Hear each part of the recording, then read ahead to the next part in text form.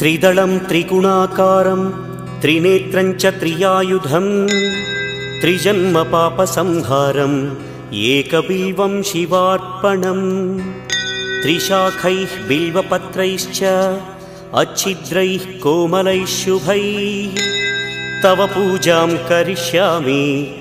एकबिल्वं शिवार्पणं कोटिकन्या महादानं तिलपर्वतकोटयः काञ्चनं शैलदानेन एकबिल्वं शिवार्पणं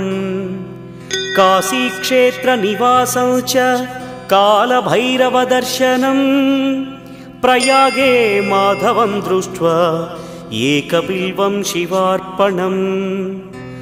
इन्दुवारे व्रतं स्थित्वा निराहारो महेश्वर नक्तं हौष्यामि देवेश एकबिल्वं